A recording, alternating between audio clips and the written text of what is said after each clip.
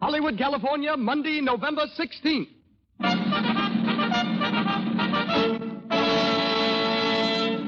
The Lux Radio Theater presents Lily Pons and Adolphe Menjou in Conversation Piece with Marjorie Gateson and George Saunders.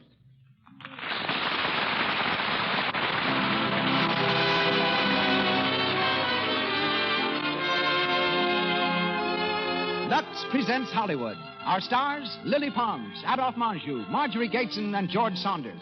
Our guests, Peg Murray, and Cotton Warburton, film editor and former All-American quarterback. Our producer, Cecil B. DeMille. Our conductor, Louis Silvers. On behalf of our stars, our guests, and sponsors, welcome to another hour in the Lux Radio Theater.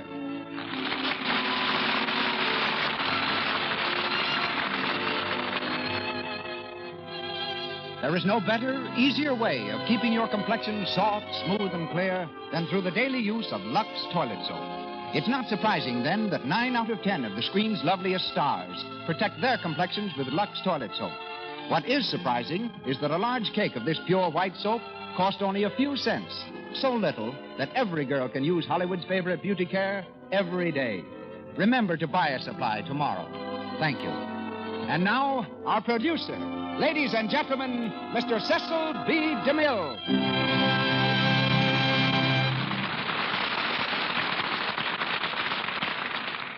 Greetings from Hollywood, ladies and gentlemen. Of all the precepts in the Bible, I have found none more pleasant to observe than love thy neighbor. It's not as much to my credit, however, as it is to theirs.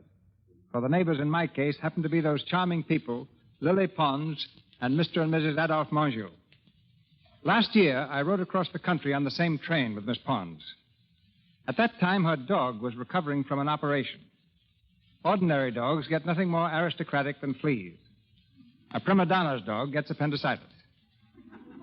As we stopped at each station, the daintiest singer of them all would favor me with a dazzling smile. The result was that I lifted her dog on and off the train all the way from New York to Hollywood. Presenting Adolphe Menjou as Duke Paul is particularly appropriate. For when I first met him, he was known as the Duke, because though he may have owed for board and lodging, his first day's pay from each production went as a down payment on another suit of clothes. A Menjou performance today is as brilliant as a Menjou sport jacket, and that's saying something. Tonight, Lady Julia is Marjorie Gateson, and Lord Shear will be enacted by George Saunders. Miss Pons is heard as Melanie, a cafe singer and acrobat. And now, Noel Coward's Conversation Piece, starring Lily Pons and Adolphe Menjou.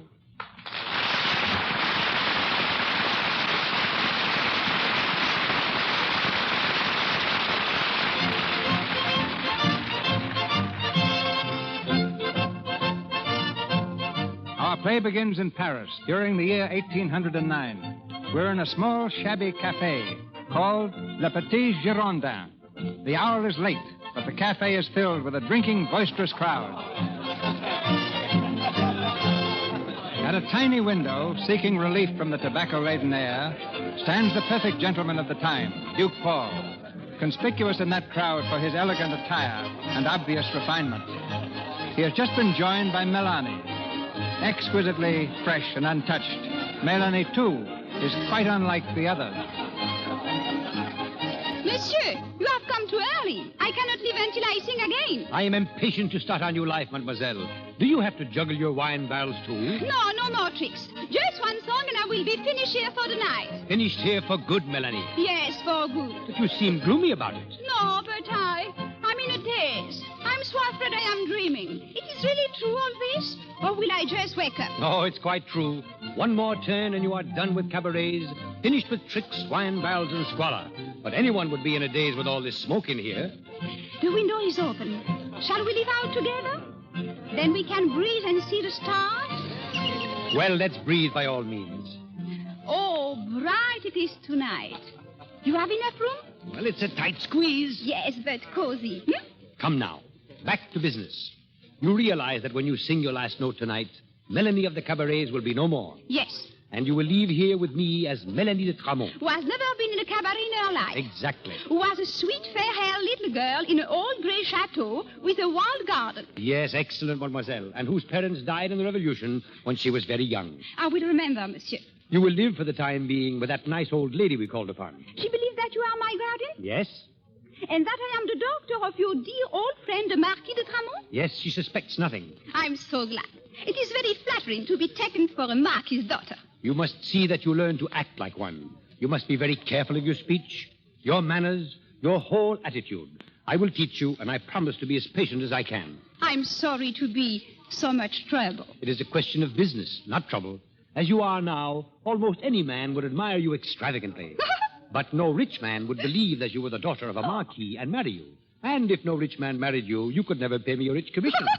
Why are you laughing? Because here we are, stargazing, while you dictate a new life for us, and only a week ago we had never seen each other. We are not stargazing. We are talking business. But still, the night is all blue, and here I am, a singing acrobat, unknown and penniless, squeezed in a dusty window with you, a great duke. Equally penniless and middle-aged? Oh, no, not middle-aged. Well, getting on, then. A little bit, so nice to me. Look here, mademoiselle, you are talking nonsense. I'm sorry. You are not in the least sorry. Oh, monsieur. If you were, your eyes wouldn't shine like bonfires. My eyes? Put them out.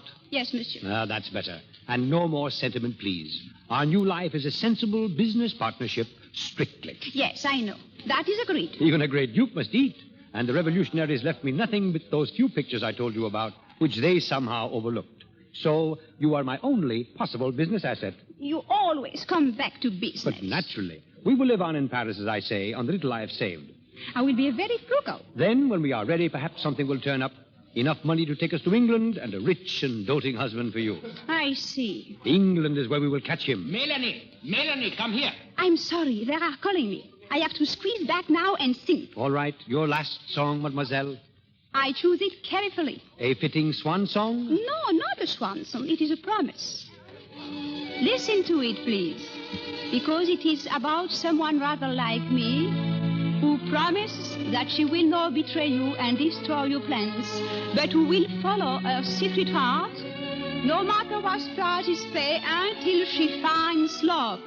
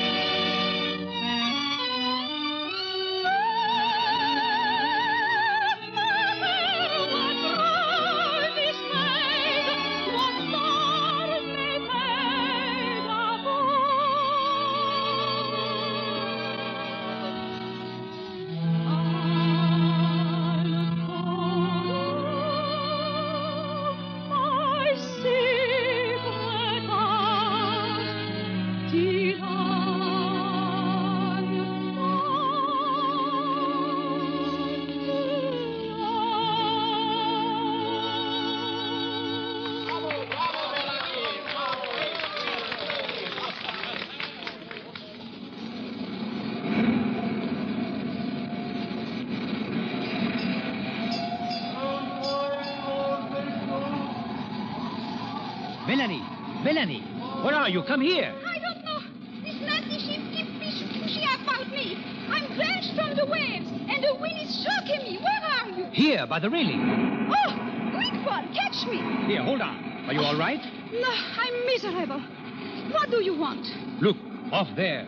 Those lights. Yes, what there are? Melanie, those lights are England. England? Are you sure? Of course. It looks like rock. 2 years we have been waiting for this moment, and now we're here. No, quite. Oh, Think what it means, Melanie. We have enough money left from the 2 pictures I sold to keep us going properly for 3 months. And you are changed into a perfect aristocrat. not perfect enough to fool your friend. Who? That woman we met here on the boat, Lady Julia. I think she suspects. Nonsense. Lady Julia couldn't possibly suspect.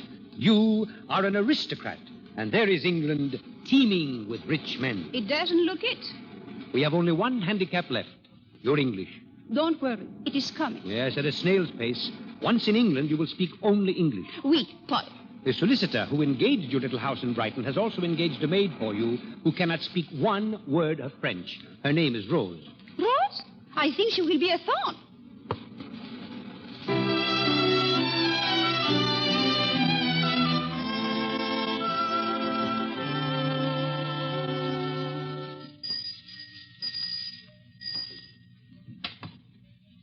Good morning, Monsieur le Duc. Good morning, Rose.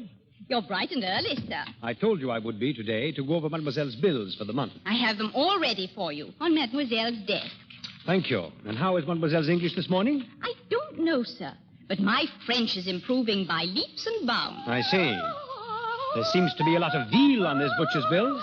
I keep telling Mademoiselle that it's unreliable. It's not its integrity I question, but its cost. What is this bill here? Oh, that, humbug, sir. Huh? They're sort of big bullseyes. Bullseyes? Ooh, not real ones, sir. They're sweet, candy. You tuck one in your cheek and it keeps you going for hours. Mademoiselle's very partial to them. Good morning, Melanie. Oh, mon Dieu. Personne ne m'a dit. English, Melanie, English. Oh, I did not know you were here. At the door now, Rose. Thank you, sir. Melanie, what on earth's that lump on your cheek? Humbug. They are delicious. Paul, are you mad again? You have been speaking French to Rose and eating too much veal. Please, I'm sorry. Veal is unreliable and expensive. You are eating too many sweets, and unless you learn English quickly, we shall have to go away, just as we came, without money, without position, without anything. Please, do not be angry with me this morning. It is my birthday. Again? Well, I feel like my birthday. How can I make you realize that life is serious? Look at these bills. We've been in Brighton a month, Yes, Paul. and nothing has happened at all. Alors, what will you have me do? Have no food? Have no clothes? Go out into the street in rags and say, marry me to every man I see, or comme vous êtes fâcheux ce matin. English? Zut. You must. Listen, I will be sensible, even in English. I will try to be sensible, but you must not ask me to be serious. This adventure must be gay and funny. That's because today you feel particularly happy without reason, just as yesterday you felt miserable without reason. You are a creature entirely without balance. I was an acrobat once. Kindly remember that you spent your lisping, carefree childhood in the walled garden of an old gray chateau feeding swans. What is this? Never mind. You have never even seen an acrobat, let alone been one. Now then, business, Melanie. What did Lord Shear say to you last night? Not very much, but he was very ardent. He's coming here this morning. This morning? I wrote him a little note from you. I will receive him, and when I have talked to him for a little, he will propose marriage. When he does, you will accept him. When may I love somebody, please? Love has nothing to do with our agreement. I see. What's the matter? It doesn't feel like my birthday anymore. Please, Melanie, no sentiment. And what if I fell in love? Fell in love? Yes. What if I fell in love? But why all this talk of love? I tell you it has nothing to do with our agreement. But what if I could not help it, in spite of your agreement? Then we could have to go away and start all over again. Now, please stop talking nonsense. It is not nonsense. You are so sure that everything in life can be arranged just so, like arithmetic. But why not? Emotion is so very untidy. That is how you feel. Exactly. Very well. I will see our young Lord Shear, but I have not forgotten my promise, Paul. Promise? That last night at a cafe, to follow my secret heart.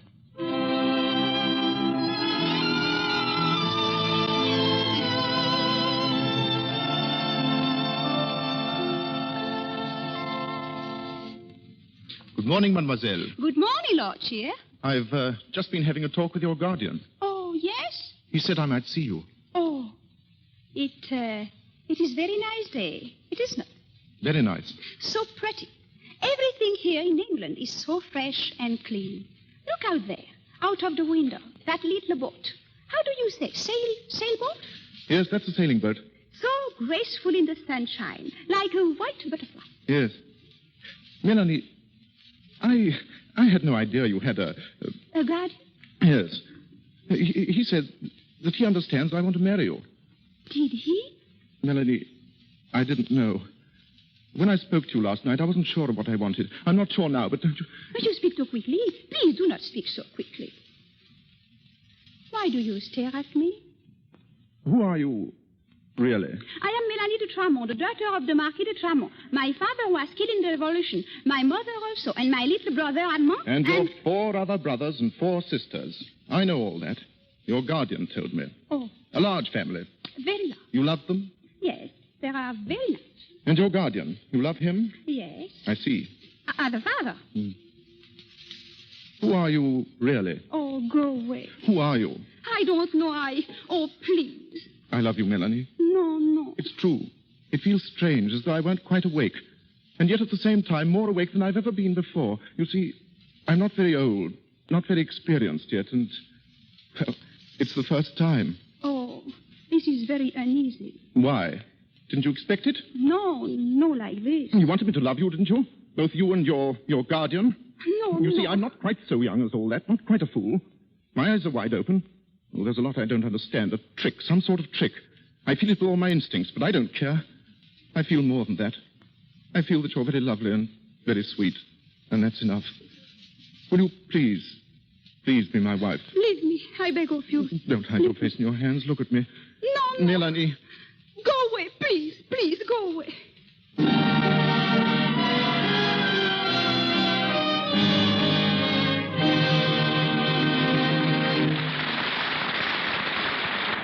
In just a moment, we will continue with Conversation Piece, starring Lily Pons and Adolphe Menjou. Now, let's pay a visit to a typical Hollywood home. The family's sitting down to a 6 o'clock dinner, but we'll go upstairs and tune in on Anne, the pretty daughter of the house. Here she is. Gee, I would get stuck on the lot just when I have a date. Now I'm terribly late. I'm so tired.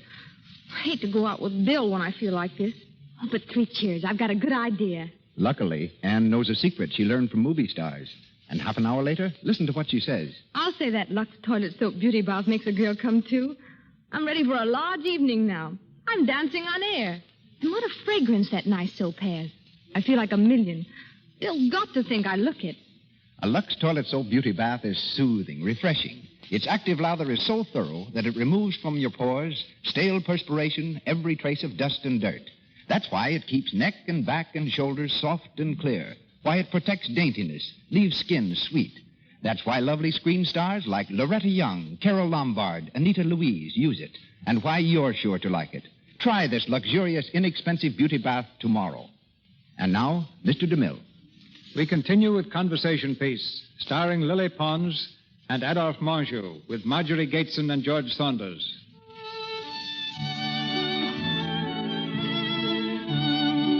It's several days later. In the little house in Brighton, Melanie waits eagerly for Paul to pay his daily visit. At the sound of a footstep, she turns quickly. But it's only Charles, the servant. Mademoiselle. Yes, Charles? There's a lady and gentleman to see you, mademoiselle. Who are they? The Duke and Duchess of Benetton. The Duke and Duchess? Lord Cheer's parents? Yes, mademoiselle. Where are they, Charles? In the sitting room, mademoiselle. Thank you. I will go and see them. Good afternoon. Good afternoon. You are Mademoiselle de Tremont? Oui? I am the Duchess of Benetton, and my husband, the Duke. Monsieur? How do you do? Please forgive us for calling on you so unexpectedly. But I believe you are acquainted with my son, Lord Shah. One moment, my love. Don't rush, madam. If you please, Frederick. Yes, my love. Won't you sit down, Duchess? Thank you. As I said before, I believe you are acquainted with my son. You are come to ask a service? Yes, mademoiselle. We have. Then I do not understand, Duchess. Your manner is so impolite. Oh, my wife is upset. Naturally upset. Why? Well, Edward is our only son. Is that not more your fault than mine? It's no use bandying words, Frederick, and wasting time. Mademoiselle, my son is infatuated with you. But he's young, and that infatuation will not last. It must not last. My husband and I are fully prepared to compensate you within reason. Yes. Compensate? What is that, compensate? Money. Money? You will pay me money? Yes, if you will give us your word that you will never see my son again. If I love him, what then? That is beside the point. I think you will perhaps go now. £500. It is very charming, your son, and his eyes are very clear and blue. I think you will be angry. £1,000. I'm tired, madame. I cannot sit down until you go. Excuse me if I ring my maid. I would rather like to make one thing clear to you. Georgiana. Quiet. If my son marries without his parents' consent, he will not have a penny. Not a penny. Do you understand that? Georgiana, please. You rang, mademoiselle? Yes, Rose. The Duke and Duchess are leaving. Come, Georgiana. Come, my dear. My maid will show you out. It will not be necessary. Good afternoon. Rose, quick, some sherry. My legs will not stand. My goodness, her face when she went out. My goodness, her face all the time. Oh, Rose. How my heart bleeds for her poor husband.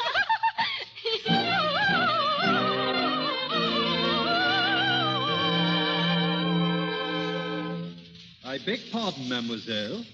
There's a lady to see you. What? Another one? Lady Julia Charteris. She says she met you on the boat coming over. Oh, that one? I do not wish to see her. Tell her I'm far away. Yes, mademoiselle. Good afternoon. Oh, please forgive me, but it was so drafty in the hall. Oh, yes. That will be all, Charles. Yes, mademoiselle. Will you sit down? Thank you. I fear that Monsieur le Duc is not here. Yes, I know. It was you I wished to see. I've recently come to Brighton, and I've been so wanting to see you again. I'm very happy, madame. I have so much to talk to you about. Your guardian and I spent a great deal of our childhood together in France, you know. That is very nice. It was such a pleasant surprise to see him again on the boat. I had thought he was dead. No, he's alive. Yes. I knew your father many years ago, the Marquis de Tramont. Yes? Oh, a most witty and delightful man. Yes, he was very nice. I don't remember that he had any children. Oh, yes, two. One boy and one girl. I was the girl. Oh? Where did you live when you were a child? A grey walled chateau near Bordeaux. It's all very distant in my mind. The Chateau de Tramont, no doubt. Yes. There was a small water and swans. I spent all my early years lisping there. Oh? Well, you haven't got a lisp now. No, I lost it in the Revolution. You remember very little about your early life? It is so far away. So very far away from the truth. Madame! Oh, my dear child, don't be absurd. The whole story is idiotic. You've been very badly rehearsed. Paul should be ashamed of himself. I do not understand what you speak, madame. Oh, nonsense. And I do not understand why you come here. I came to find out what you were like, to see what sort of plaything Paul had picked out for himself. Plaything? I am no plaything. Oh, come. You can hardly expect me to believe that. How dare you speak those words to me? Oh, there's no necessity for you to lose your temper, my dear. How dare you? Leave here at once. At once. Do you hear? Paul! What in the world? Oh, Julia, I didn't know you were coming. Tell her to go away at once. Tell her, Paul. Melanie, be careful. No, enough of being careful. Enough of these English busybodies. I congratulate you, Paul. She has a fine spirit. My dear Julia, what has happened? I have been insulted. Insulted? Yes. First, by the very charming mother of Lord Shear, and now by this snooping camel. Melanie, Lady Julia is a very old friend. But she has not a right to come here and call me your plaything. What? Yes, your plaything, to my face. I will not stand for you taking that tone. You want me to marry Lord Shear, do you? Very well. But after, you will have no penny, not one, and I shall be forced to do tricks again. Melanie de Tramont in a cabaret? That will be charming. And a lot of good. It will do you. This is idiotic. It is. And I will not stand anymore. Not for you, not for the love of heaven. I'm going back to France. Tomorrow. If I have to swim there. It's all very interesting, Paul. It was unkind of you to come here and bully the child. I didn't bully her. I merely wanted to find out who she was. I see. Well, it's an odd story, Julia. Quite fantastic, in fact. May I hear it? If you wish. First, I should like to speak to Melanie for a moment. Do you mind? Not at all. I'll be here when you come back. Thanks. I won't be long. Melanie. Melanie. Yes. Come here. I want to speak to you. Yes. Melanie, why did you speak like that in front of Lady Julia? I hate her. That's quite beside the point.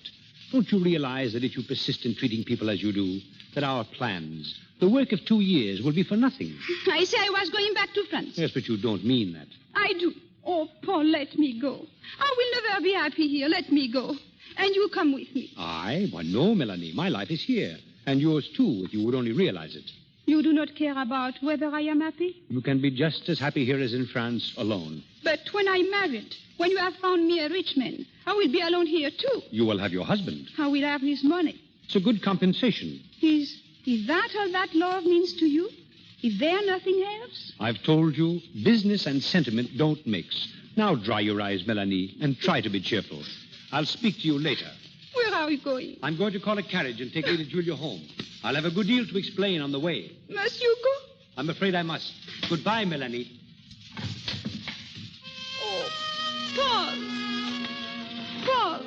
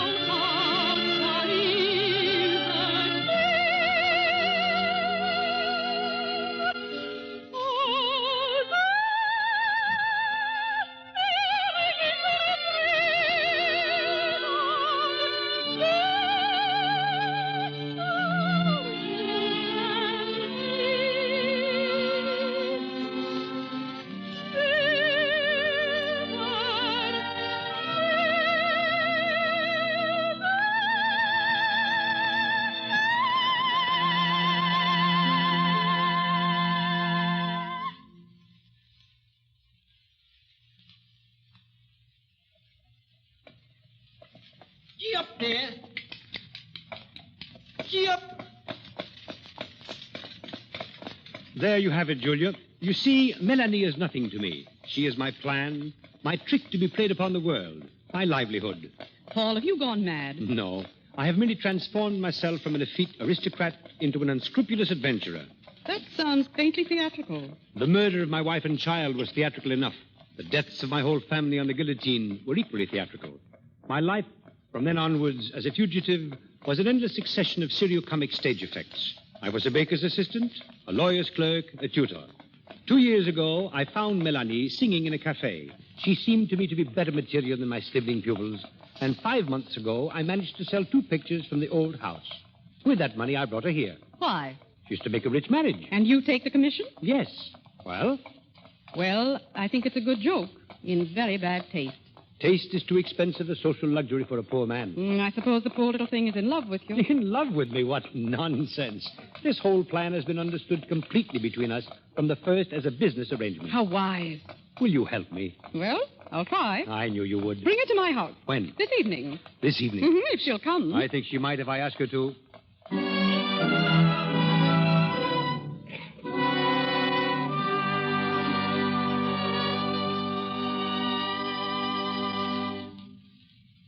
Won't you sit down, Melanie? Thank you. Melanie, I have brought you here for a very good purpose. But first, I wish you would apologize to Lady Julia. No, it's for me to say I'm sorry. I was over-inquisitive, and I jumped at conclusions too hastily. Mademoiselle, I ask your forgiveness. Thank you, madame. I have told Lady Julia everything. She has promised to help us. It's a very interesting story, mademoiselle, and I should like to help to bring it to a happy ending. We can talk quite freely in front of Lady Julia. That is very nice. Oh, well, come now, to business. Business? Oh, yes. In the first place, who do you know? Not one of importance. Melanie, Lord Shear is our only definite proposal so far. Do you like him, mademoiselle? Melanie, will you kindly concentrate? Oh, I do see how difficult it must be for one so young and so charming to banish sentiment entirely. You are sympathetic, madame, but sentiment is very silly. There is no sentiment in the whole world real enough to waste the time upon. Paul has spoken that very often. Let us now then make business. I have a number with which to begin. A number? Yes, I make the progress. First, there is the Prince Regent. But you will not marry me. Melanie. Not be shocked, Paul. That is true. And we are speaking truth. Admirable. Then, there is Lord Shear. He loves me. Excellent. But if we marry, there is not money at all. Oh, that can soon be remedied if your social position is improved. You must first of all be presented, more or less informally, here at the pavilion. But how? Who will present her? I shall, but before that, you must give a little supper party. Now, I'll arrange it and invite the guests. I can never begin to express my gratitude, Julia. Oh, not at all. Old friends must be kept from starving. Now, let me see. Lord St. Mary's must come, and the Duke and Duchess of Benenden, and Lord Shear, Lady Mosscroft, and, of course, the Earl and Countess of Harringford. Oh, they're very useful. Are they rich? Have they foolish sons? Melanie. Well, you must have cards and good wine. Perhaps some music. Mademoiselle might sing a little. She has such a charming voice, but I should suggest songs more allied to the classics than the cabaret. A very profitable suggestion. It is not false. Be very sure, madame, that we'll choose my songs with care, and I will be so careful to live up to them, to cheat and lie and pretend perfectly. Oh, yes. I will be so very careful, Paul, to follow Madame's suggestion. And my secret heart. Your secret heart? Yes, Madame. No matter what price is paid, what stars may fade above, I'll follow my secret heart.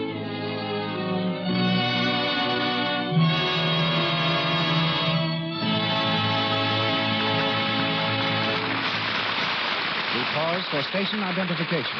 This is the Columbia Broadcasting System.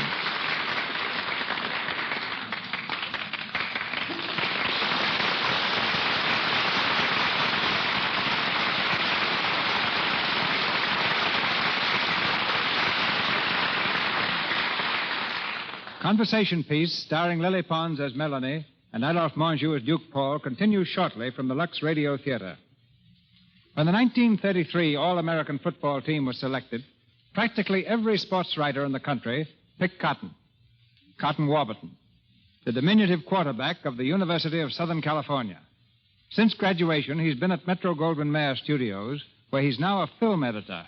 I've asked him here tonight to tell us something about editing films and scoring touchdowns. All right, Cotton, kick off.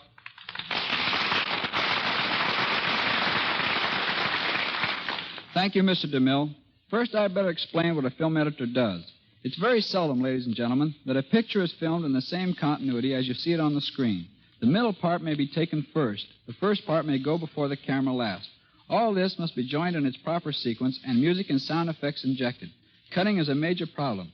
In The Good Earth, for example, 2.5 million feet of film were shot, enough for 200 pictures. It's our job to cut The Good Earth to 12,000 feet. You know, Mr. DeMille, I thought I was through with football when I went in the picture business, but I'm still calling signals. Take this, for example. 25D, F, 38762, scene 28A, take 3, date 10-6. Well, let's call time out while you explain that to the audience. We use signals in referring to a certain piece of film. That particular number refers to the third version of a scene from The Good Earth, showing Paul Muni eating a bowl of rice. Those numbers also reveal what sequence the scene is in and on what date it was filmed. But unfortunately, I can't use the same method of keeping my signals straight as I did in college. How did you do it there? I had them neatly written down on my pants. One time, the manager sent my regular pants to the cleaner, and I almost lost the next game. Have you played any football, Cotton, since you received your diploma? No, though I coached a professional team owned by Victor McLaughlin. But since I married and became a papa, I get all the exercise I need walking the floor. Does the baby look like all-American material? Not unless football teams are going to include girls, but she's 100% Lux baby, Mr. DeMille. And then at least she'll have an all-American complexion. Right. I don't know much about the care or feeding of babies, but I figured if Lux soap is pure and gentle enough for the stars, it must be about the best on the market. When the doctor backed me up on that, I felt pretty proud of myself. If you were picking the all-American team for this season, Cotton, whom would you select? From performances to date, my choice would be for ends, King, Minnesota, and Kelly Yale. For tackles, Widsith, Minnesota, and Franco Fordham. For guards, Pierce Fordham and Morrell Navy. For center, Herwig, California. For halfbacks, Heap, Northwestern, and Urim, Minnesota. For quarterbacks, Smith of Alabama. And for fullback, Patrick, Pittsburgh. And before I have time to change my mind, thank you and so long. Good night. We return to our story, Conversation Piece, starring Lily Pons and Adolphe Menjou, with Marjorie Gateson and George Saunders. It's the evening of Melanie's official presentation. In a room fairly glittering with social celebrities, the young girl appears nervous and excited. She's been asked to sing, and as our scene opens, she is just finishing her song.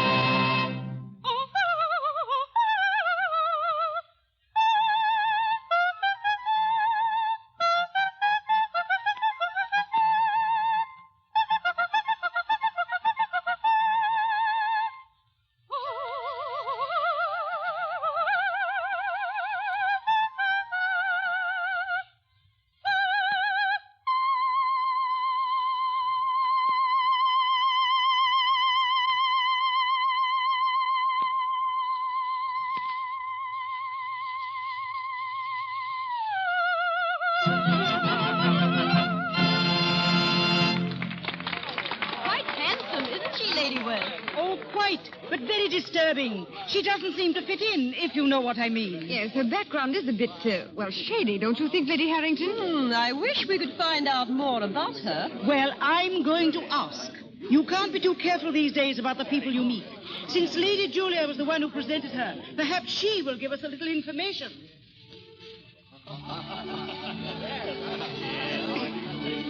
Melanie, you were wonderful. Thank you, Lady Julia. Come with me now. I want you to meet Lady Worth and Lady Harrington. Please, no more. I have met so many people. I am all confused. Confused? But... They ask me questions. All of them ask me questions. I'm so tired of them. If anyone asks me another question, I shall scream. Melanie, control yourself. I can't. Melanie, what's the matter? She can't meet any more guests. But she must. Then you tell her. I've other things to do. I'm tired, Paul. Let me go. Let me meet. Some other time. Sometime will happen if you don't. But nonsense. Everyone is captivated by you. You're a success. On the surface, yes. But underneath, they suspect me and they hate me. I can feel it. Be quiet. Ah, Paul. May we have the pleasure of meeting your very charming ward? But of course. Lady Harrington and Lady Worth, my ward, Melanie de Tramont. Charles. So pleased, my dear. Thank you.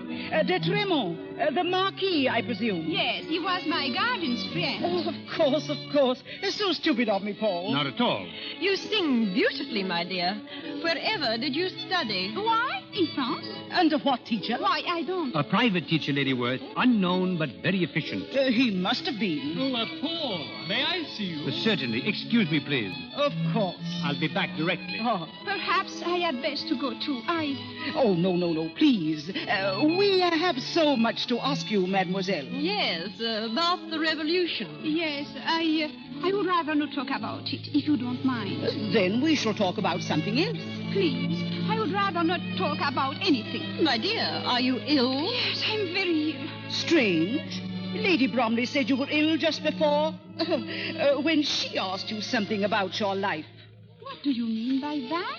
We mean, my dear, that you seem to be particularly averse to discussing your past. Lady Harrington? It's true. Yes, it is true.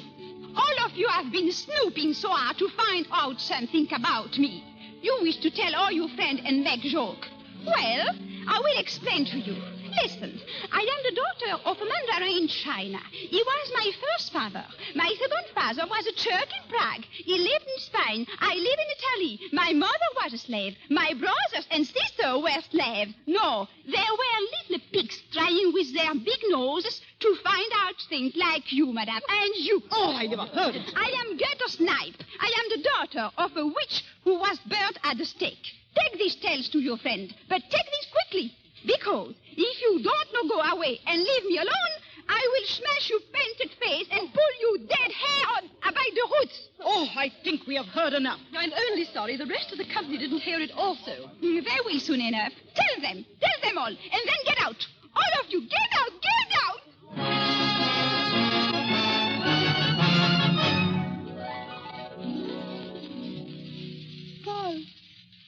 Paul, where are you? I am here. Lie quietly, Melanie. Oh, what happened, Paul? You fainted. You'll be all right now. Oh, yes, I remember. All the people. They are gone?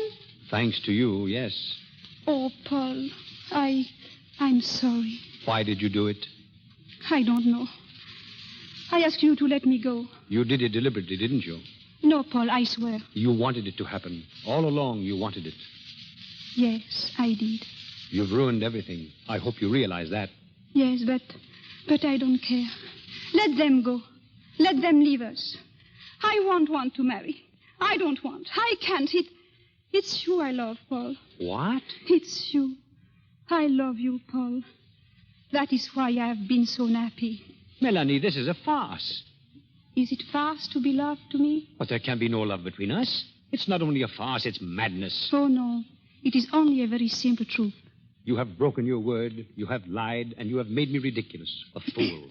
That is the simple truth. And you, in all your clever plans, did you once think of me? Never. All that was understood between us from the beginning. You knew everything, and you agreed to everything. I could not answer for my heart. Your heart?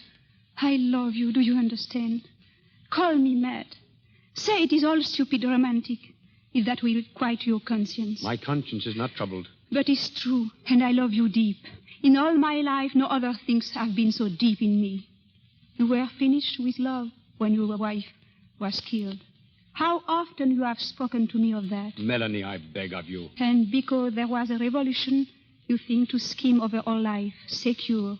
You think to fit everyone to your plans like puppets. But life is real, Paul. It is important, and life is too strong in me to be just a puppet. I was a fool to trust you. I love you. I love you. And you too, deep down in my heart, you love me. Yes, Paul. Everything shouted to me. You think now, because you stand here so bitter, with the door open to go, that you will prove me wrong, that you are secure in your shell. I know that too. But you must not go, Paul. Please. Oh, Paul. Come back, Paul. Come back.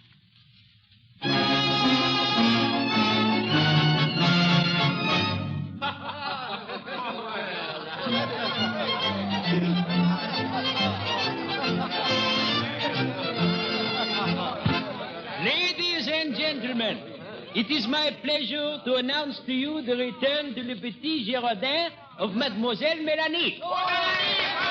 Mademoiselle Melanie returns with her bewitching voice for your delight and her acrobatic tricks on her elusive wine barrels for your amazement. Tonight, she will first delight you with a little song. She will amaze you later. I present Mademoiselle Melanie.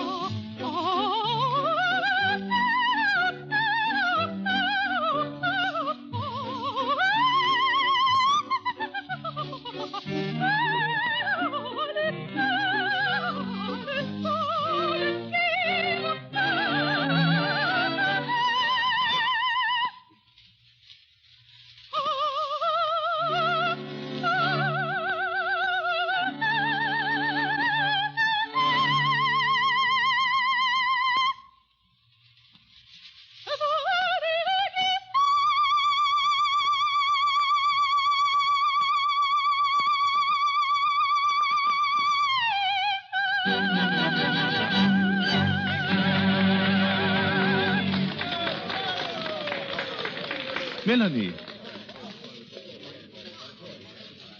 Melanie. Oh! Why are you here in France? Thank God you're all right. To be with you I came, that's all. We can't talk here. Come with me, quick. Oh, Melanie. Here is a little window in the shadow. This one. It will squeeze us to look out, but we will be less conspicuous. All right.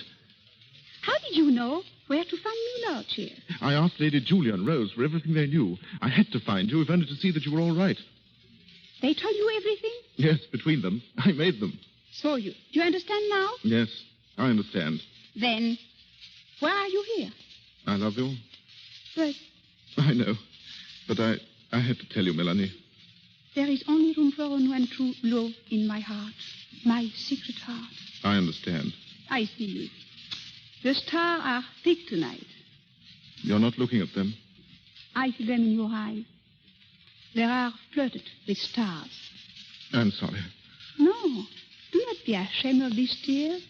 They are fine and manly. See, I keep them. Oh, thank you, my dear, for being so sweet to me. Melanie, you don't know how I've longed to kiss you. I hope I'm not intruding. Oh, mon Dieu, Paul. You here too? Yes, I was worrying about you. This is an unexpected pleasure, Lord Shear. And how do you do? Worrying? I see now there was no need. But when I went back to your house and found you gone... You went back? The day after. I did not know Lord Shear was with you, and naturally I felt a responsibility. However, it was plain when I interrupted you just now that you have returned to reason. Yes, Paul. Lord Shear, I congratulate you. Oh, but... Yes, Paul. It's so pretty to see youth in love. Please. People are looking. I've a brandy at the table. If you'll please excuse me, I'll wait there. Shall we lean out of the window, Paul? With pleasure. It's still dusty, I see. Yes, Paul. You are going to marry. Yes, Paul. I'm very glad. Yes, Paul. You're in love? Yes, Paul. So am I. Yes, Paul. What is the matter with you? Can you say nothing else but yes, Paul? There is nothing else to say. When are you going to be married? Soon, very soon. What about money? That will no matter. Never does. Have you anything to reproach me with? No. Well, then, there is really nothing else except this. One other thing. What is this? Bugs, your favorite candies. Oh, Paul, please open them. And other things. It's all true what you said, Melanie. I do love you. There, they're open. And if you want an bug now? Yes, please. I love you desperately, with all my heart. And I know now that I can never prove you wrong. Ouch! What is it? My methods. They are not used to acrobatic. So, Melanie, you are going to marry Lord Shear after all. Certainly not. I'm going to marry you, my darling. Melanie. Wait. Business now. I must go this moment and amaze the clientele with some tricks. Quick, another humbug. Never mind. Business can wait. What was that in your song? No matter what price is paid, what stars may fade above.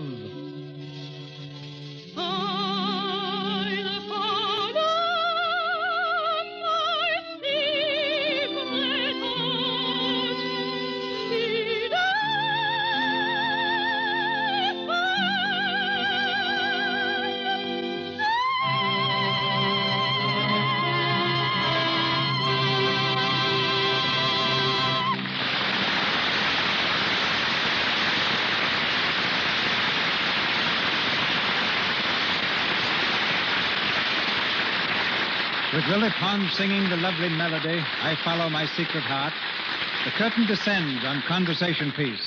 But we shall hear further from Miss Pons and Adolphe Menjou a little later.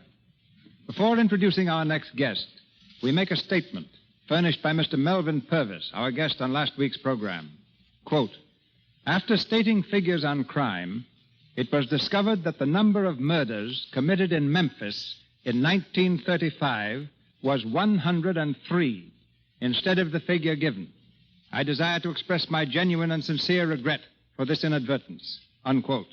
I join Mr. Purvis in offering my regrets for this mistake. As the Ripley of Hollywood, Feg Murray is an encyclopedia of strange truths concerning your favorite stars. In returning to our microphone, he bears the distinction of being the first guest to be called back since the Lux Radio Theater has come to you from Hollywood, proving that you like to listen to his odd facts as much as you like to read his cartoons in the daily paper under the caption Seeing Stars. I've asked him to begin with what he knows about Lily Pons and Adolphe Menjou. Ladies and gentlemen, Mr. Feg Murray. Thanks, Mr. DeMille. Starting from the ground up, Lily Pons wears the smallest shoes of any star in Hollywood, size 1.5B. A village in Maryland has been named after her, and she originally took up singing as a means of improving her health. Adolphe Menjou was a captain in the United States Army Ambulance Service in Italy during the World War. Hollywood told him he was through when the talkies came along, so he made pictures in French, Italian, and Spanish, and was so successful that Hollywood did nip-ups trying to get him back. His parrot likewise speaks French, Italian, and English. And now, Mr. DeMille, I understand you have an item for me concerning the Plainsman. Yes. Since I began making the Plainsman, 39 different people have written me, each claiming to own Lucretia Borgia, Buffalo Bill's famous rifle. And now what can you tell us about football and Hollywood? Well, Paul Robeson and Jim Thorpe, the Indian, were both All-American players. Barton McLean once ran back a kickoff 105 yards to score a touchdown for Wesleyan. Johnny Mac Brown of Alabama caught the 58-yard pass that beat Washington 10 years ago in the Rose Bowl. Gene Raymond blushes when you mention football. Once in a prep school game, Gene ran the length of the field for a touchdown, only to discover he had galloped in the wrong direction. Dolores Del Rio should also be mentioned here. She's never seen a football game. Dolores, who is Gary Cooper's aunt by marriage, doesn't know what she's missed, just like those girls who may never have used Lux toilet soap. I think the strangest fact I could find in Hollywood would be a movie star who doesn't use Lux soap. And here's another fact people may not know. That wonderful aroma in Lux soap comes from 34 different ingredients gathered from the far corners of the earth. Now, suppose I turn you loose with whatever facts you care to give us. Swell. In Lloyd's of London, Freddie Bartholomew eats roast beef that costs $1,502.10. They must have ordered it from a nightclub. The meat itself cost only $2.10. The $1,500 was the cost of time lost in getting that roast beef to steam properly for the cameras. Shirley Temple has a life insurance policy which is void if she takes up arms in defense of her country or meets death by accident while intoxicated. Lionel Stander, who appeared in 28 Broadway flops in 8 years, has one green eye and one brown eye. And speaking of variety, there's a tree on Elisa Landy's estate which bears oranges, lemons, grapefruit, and kumquats, all from the same root. Fred Astaire has spent more than 200 hours dancing on air. In each dance, he's in the air 1 second out of every 5. And there's a card on file in a Hollywood studio which turned Fred down with the following notation at the bottom. Astaire also dances. Any more inside information? Just one more fact, and this is strictly from the inside.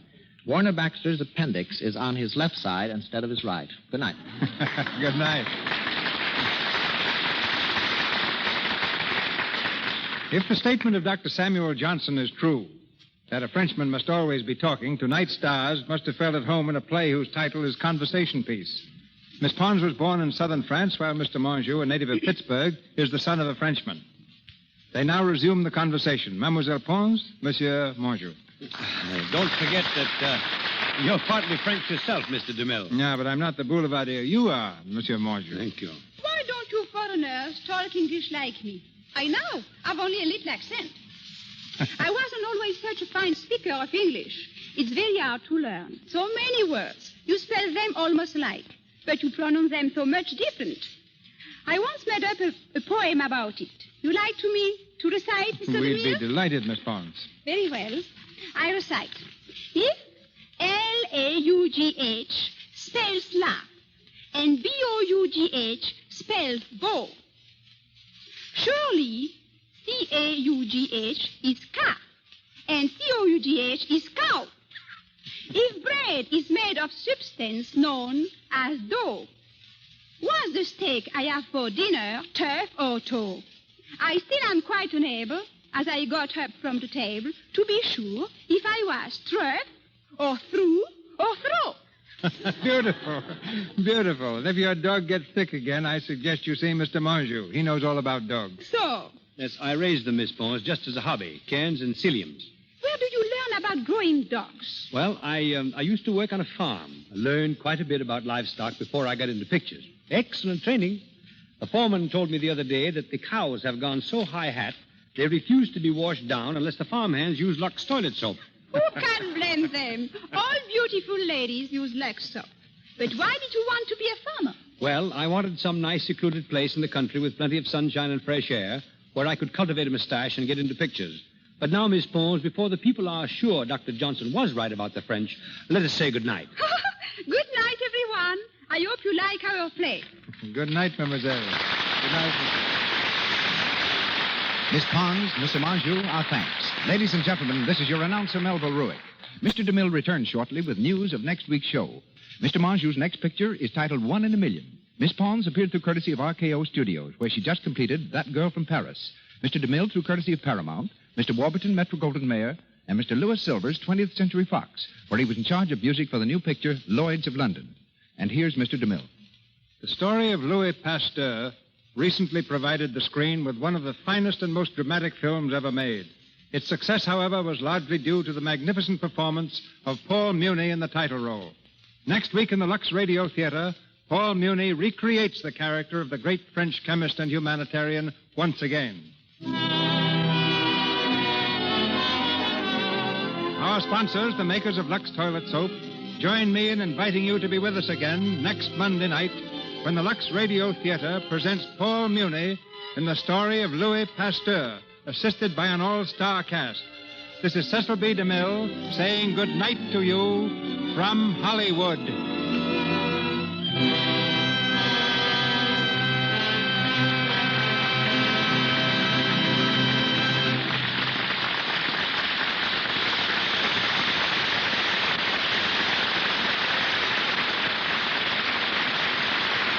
This is the Columbia Broadcasting System.